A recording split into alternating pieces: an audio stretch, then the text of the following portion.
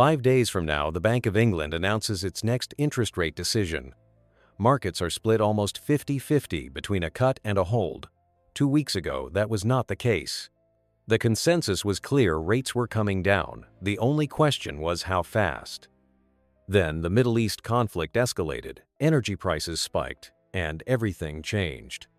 Today, I am giving you the prediction every home buyer, remortgager, and investor needs to hear before that decision lands.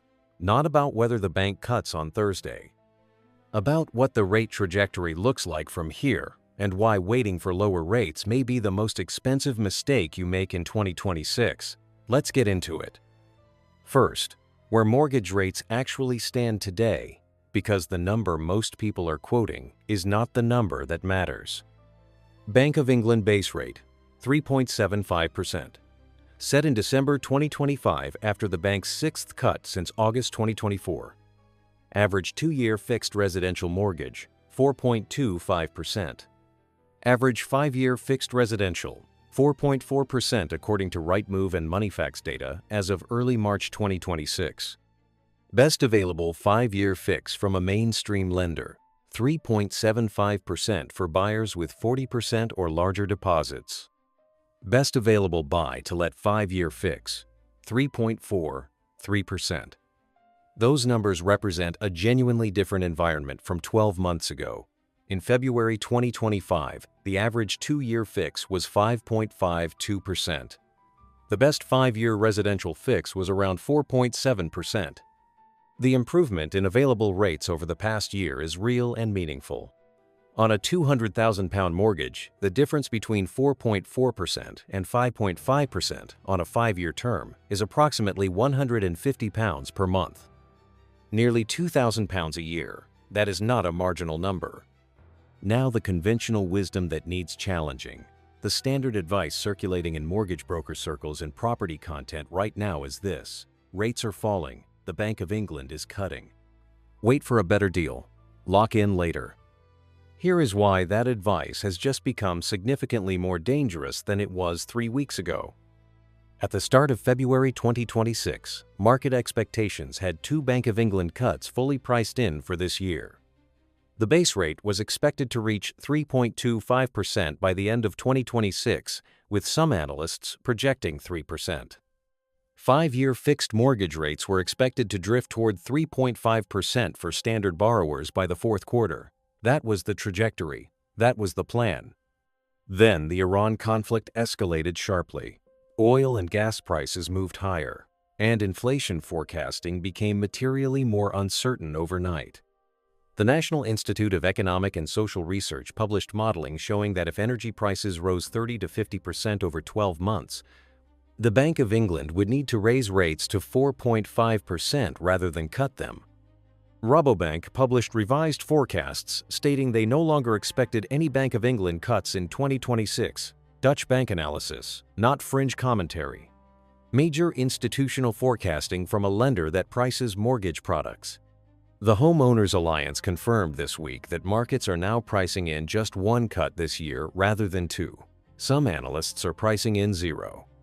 The gap between the two scenarios, 2 cuts versus no cuts for a borrower taking a 5-year fix today, is approximately 0.3 to 0.5% in rate terms.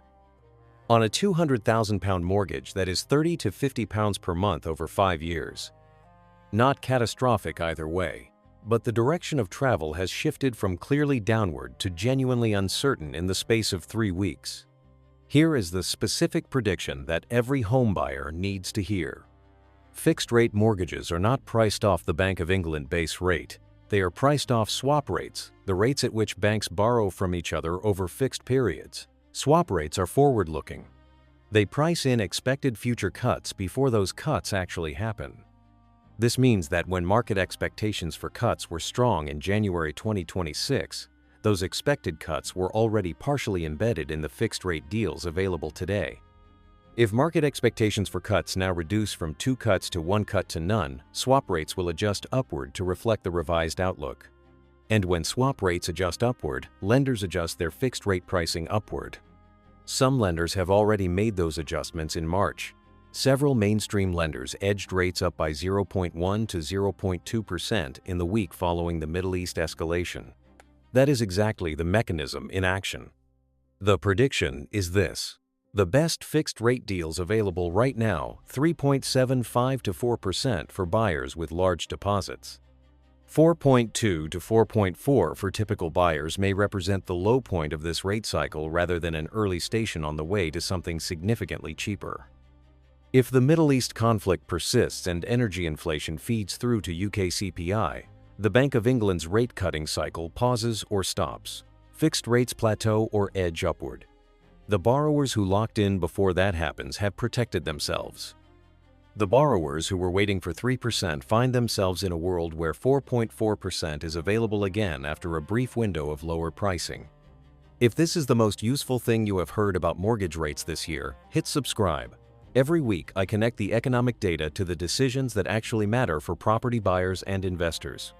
It costs nothing to stay informed. Now, let me address the specific groups of people who most need to act before Thursday's decision. Group 1. Remortgagers with deals expiring in the next 6 months.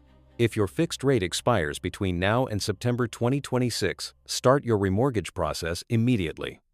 You can typically lock in a new rate up to 6 months before your current deal expires. Most lenders allow you to reapply or switch to a better product if rates improve before your completion date at no additional cost. The risk of waiting is asymmetric. If rates rise before you lock in, you cannot recover the time lost. If rates fall after you lock in, a good broker monitors the market and helps you move to the better deal. The cost of doing nothing and rolling onto a standard variable rate is still 7.15% on average. On a £200,000 mortgage, that is approximately £407 more per month than the current best 5-year fix. Every month of SVR exposure costs you real money you cannot recover. Group 2. First-time buyers waiting for lower rates to make their purchase viable. Here is the specific calculation you need to run. Take the property you want to buy.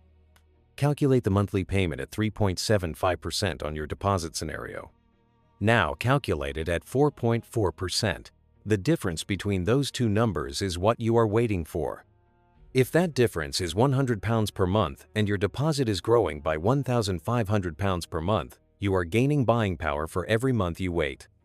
If your deposit is growing by £300 per month, while property prices in your target area are growing by £1,200 per month, you are going backwards regardless of what rates do. The calculation is specific to your numbers. But for many first-time buyers in northern cities where prices are growing at 4 to 7% annually, waiting for rates to fall by 0.5% while prices rise by £10,000 is a losing strategy regardless of what happens on Thursday. Group 3. Buy-to-let investors with deals coming off fixed rates. The average buy-to-let 2-year fixed in March 2026 is 4.7%. Average 5-year fixed buy-to-let is 5.09%. Best available 5-year fixed buy-to-let is 3.43% for borrowers at lower loan-to-value with qualifying rental coverage. For investors with portfolios approaching refinancing milestones, the stress test at the new rate versus the old rate determines the difference between a portfolio that can grow and one that is squeezed. Get ahead of this with a specialist broker now, not when the deal expires. Now the honest qualifier about Thursday's decision. Because I do not know what the bank will announce, and neither does anyone else, including the 4 members who voted to cut in February. If the bank cuts on Thursday, fixed-rate mortgage products will edge slightly lower in the following days as lenders compete for the volume that rate cut creates. The market move will be modest because the cut is already partially priced in. If the bank holds on Thursday, fixed rates will likely remain stable or edge slightly upward as lenders reassess the forward trajectory. Neither outcome is catastrophic for borrowers. The decision most likely to cause a significant mortgage rate movement would be an unexpected signal that the bank is preparing to pause its cutting cycle entirely, and that signal, if it comes, is more likely to come from the monetary policy report language than from the rate decision itself. Here is the bottom line prediction stated plainly. The mortgage rate environment in spring 2026 is likely to be one of the most competitive borrowing windows of the next 3 years. Not because rates are low by historical standards, they are not. But because the combination of falling inflation, easing stress tests, lender competition for market share, and still elevated supply of homes for sale has created conditions that may not last. Consider the historical context. In 2021, 5-year fixed rates averaged around 2%. The borrowers who locked in then enjoyed 3 years of cheap money. In August 2023, 5-year fixes averaged 6%.